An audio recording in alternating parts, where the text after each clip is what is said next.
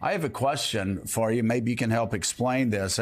Their concern, and my concern also, it's not that Trump got indicted. It's that he got indicted in one of the most Democratic counties in the state of Georgia.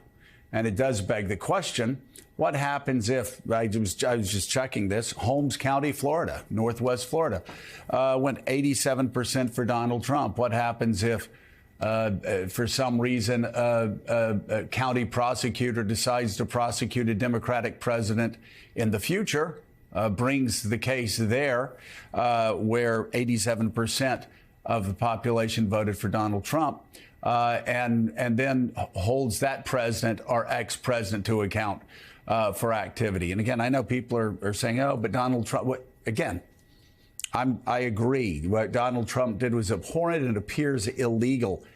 At the same time, my question to you, Greg, is why did this get brought in one of the most Democratic counties in the state? Did other county prosecutors have the ability to bring these charges as well, but just didn't do it?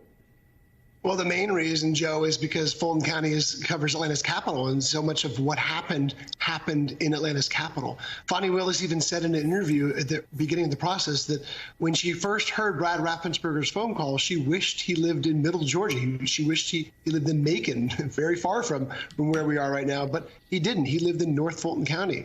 And so she said she had to follow the facts, she had to follow the law, and that led her to begin the process of bringing these charges. But that wasn't the only thing that happened in Fulton County. When Donald Trump called the Speaker of the Georgia House, when he called the Lieutenant Governor, when he called the Leader of the State Senate, when he called the Governor of Georgia, all of that happens in the capital of Georgia. All that happened in the seat of Fulton County, Atlanta.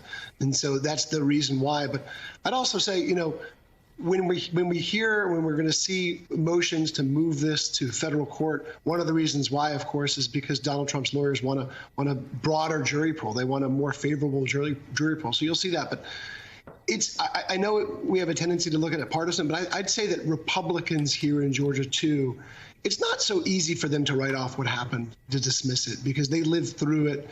They also saw what we saw, what the rest of the world saw. They've heard the phone call that you played.